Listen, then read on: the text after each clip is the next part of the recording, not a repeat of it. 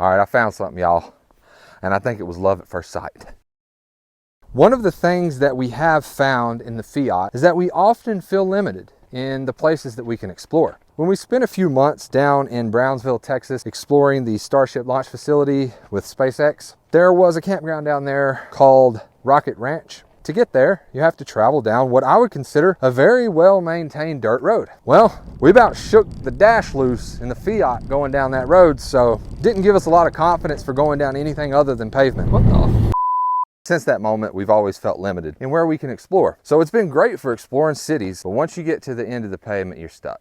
We often go to the end of the pavement, park, and just sit there and look out, dreaming about where we could go if we had something that was a little more capable. When we initially were picking out a daily driver for our full-time setup, we knew we wanted to go with something brand new because the entire lifestyle was new to us, and we knew that there could be a lot of stuff that pops up on the road, a lot of potential stress, and we wanted to eliminate as much of the potential stress as we could. So that's why we limited ourselves to a brand new vehicle. We knew we wanted something that could go off-road, but there weren't any new vehicles that were small enough to fit in the garage or light enough to go up the ramp. But now that we're a lot more comfortable in this lifestyle, we have a used truck, we have a used RV, why not have a used daily driver? So that just opened up a whole new world of possibilities in vehicle selection. So now knowing that we could potentially get any vehicle, regardless of the year it was made, I started Googling and researching.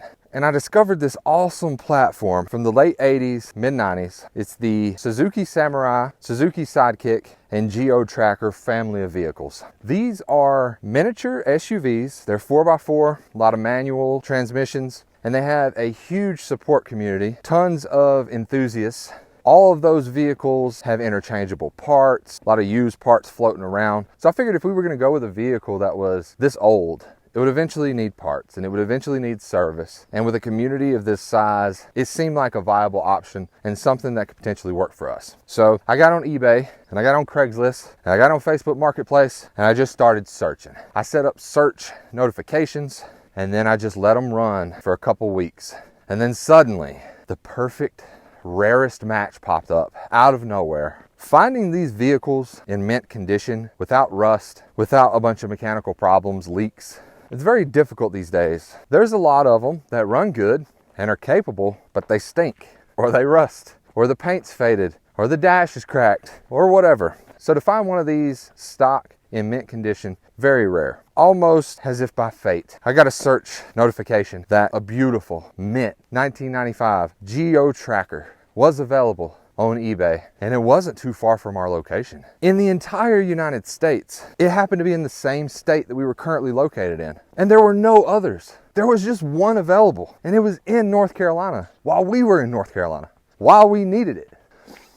Oh man, I was like, this seems like it might be meant to be. So I hopped on eBay. It's a 10-top manual transmission, 4-wheel drive, no leaks, no problems, mechanically sound. The paint is fresh, gorgeous vehicle. The bids are going up. I'm like, all right, I'm about to place my bid. But the price is going higher and higher, which is understandable for such a mint specimen. And I'm like, I don't know, this thing's getting expensive. Am I gonna place my bid? I typed the number in the box and I hovered over the button. Seconds left in the auction and I just wanted to push bid. And I just hovered and I just couldn't do it because the price was so high. And then the seconds ticked away, boom, auction ended. I never placed a bid, sold for a pretty high price. Oh God, I felt like I messed up, but I couldn't make myself do it. I was sad. And I kept going back to the auction after it ended and looking through the pictures and thinking, I'm never gonna find another one like this. What have I done? But then I got an idea, a wonderful, fantastic idea. I noticed that the person who had won this auction had very little feedback on their eBay profile, which means that especially on a sale of this size, they could potentially back out and not complete the transaction. And I thought, I could still potentially get this vehicle. I also noticed that the seller seemed to be a car enthusiast. They loved their vehicles. They seemed to go through a lot of them and they were all mint classics. And I said to myself, this person probably has an emotional attachment to this vehicle, as any car enthusiast does, and they'd love to see it go to a loving home. And I thought, I'm a loving home. I would take care of this vehicle. I would treat it right. So I decided to message the seller and let them know my situation. I let them know what we would be using it for, how much I loved it, and how much I would love a chance at taking it off their hands if anything happened and the buyer decided to back out. Sent the message off, and I said, all right, if it's meant to be, it's meant to be. Ding! New message, inbox. Yes! I will absolutely let you know if anything happens. I'll keep you in mind. Thanks for reaching out. And I said, okay, the seed has been planted. Let's just hope that this guy backs out. Especially at this high of a price. They might be having remorse. They didn't think the auction would get that high. Days go by, nothing happens. And then I'm like, it's been too long. They did it. They bought it. There's no way it would go this long. So we just tried to let it go. But then a message came in. Are you still interested in the car? Yes. Yes, I am. What can we do to make this happen? So, as I predicted, the buyer just quit responding, decided to back out of the transaction. Great. We got to talking. His name's Billy, really cool guy. Again, as I predicted, he loves cars, just like we do. And he was excited to get it in the hands of someone that was gonna appreciate the vehicle for what it is. We quickly settled on a price, settled on a pickup date. We picked up a U-Haul trailer and took the F450 about 5 hours up the road to pick up our new 1995 Geo Tracker. But we knew that we needed to take our time here because this is a very old vehicle and we wanted to make sure that we properly inspected it. There could definitely be some issues lurking. I'm not saying that Billy would hide anything. It's just these are old vehicles and you have to do your due diligence. And he might not even be aware of something that's lurking in the dark. So we arrive. It's more beautiful in person than you can imagine. Videos and photos do not do it justice. And it's so retro with the decal and the colored paint. And I hadn't been in like a mid-90s vehicle in a really long time. And getting inside was just like a blast from the past. And it was so freaking awesome. But me and Alicia kept checking each other and saying, we're getting too giddy. We need to calm down. We need to relax. We need to think about this. Billy let us have the keys and take it out for a spin. And we spent a good hour driving it on back roads, highways, letting it idle, inspecting underneath, under the hood, looking for rust, looking for leaks, looking for weird sounds, just looking for anything not working the way it should be. And I tell you, it was actually meant, performed beautifully. I mean, the AC works, the heat works, all the accessories work, all original. The radio's original. The only thing that's been changed is the rims and tires, which we enjoy because they've been upgraded for all-terrain use, and it also looks great on the vehicle. So after the test drive and the inspection, and we felt good about it, we said, Billy, we'd love to take this off your hands. And we slapped a big wad of cash in his hand, and he said, here's a box of miscellaneous items and a big fat service manual with all kinds of folders of notes, technical specifications, all the history of maintenance. It had everything that you could hope for in a used vehicle. And you can tell that even in 1998, when I was a child, someone was taking immaculate care of this thing in hopes that I would take delivery of it one day. I think that's exactly what was going on. So we have all of that. I said, thank you, Billy. Thank you, sir. Then I lined it up with the trailer, pulled it up, strapped it down, and then we were off back to our campsite with our brand new vehicle. Shout out to Billy for his farewell shot and the welcome shot for us. Now we had a sweet ass 1995 retro Geo Tracker 4-wheel drive manual 10 top, baby.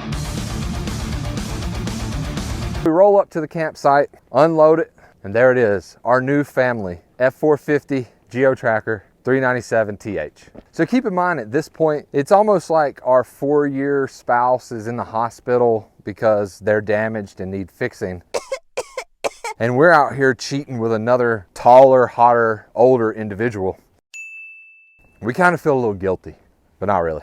We go ahead and do a test fit of the tracker in the garage. Fits perfectly. We have to rearrange the chocks on the ground because obviously the tire sets in a different position than the Fiat. So we made all those adjustments. We know now that this vehicle fits perfectly, even with the spare tire on the back. It actually has more room in the garage than the Fiat did. There's also more room on the sides as well. I guess the Fiat's wider, so it's easier to get in and out. It's higher up and it's shorter. Also, this vehicle loads a lot easier into the garage than the Fiat did. With its higher clearance, we don't have to make sure the back of the RV is as low as possible. The ramp can be pretty steep, and if I throw it in 4 low, it just walks right up that ramp with ease. The Fiat, I'd have to make sure the back of the RV was really low, and I'd really have to gun it to get up that ramp. So now the Geo Tracker has solidified its spot as our daily driver, and we know that when this Fiat comes back, so long, buddy, we'll see you. It's been a great time, but you just can't perform the way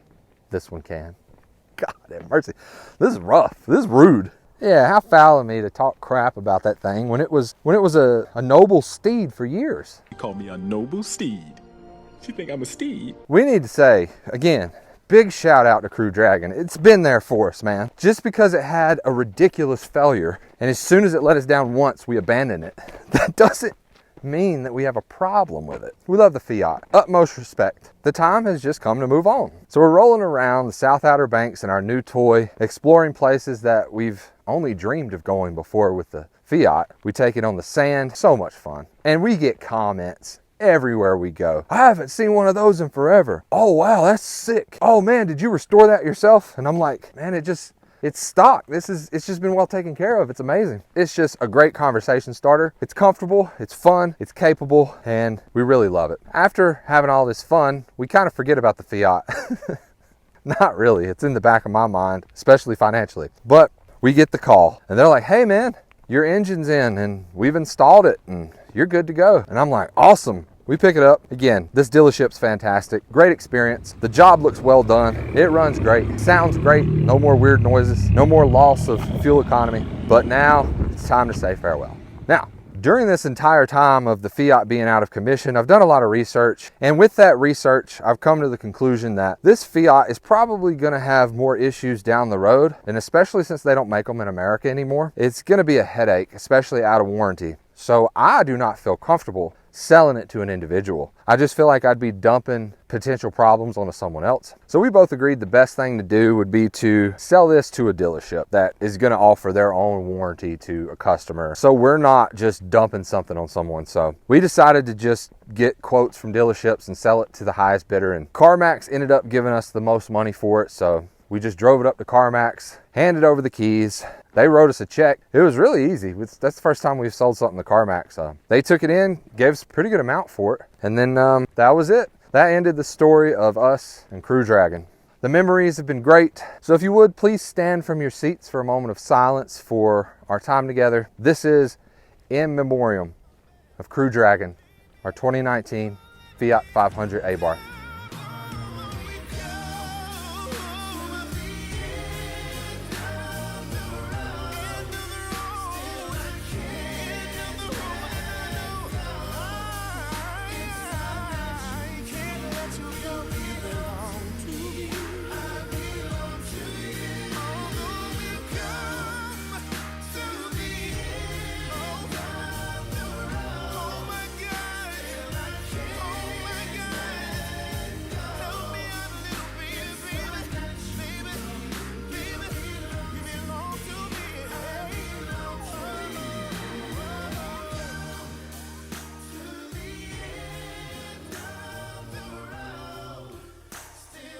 Yeah.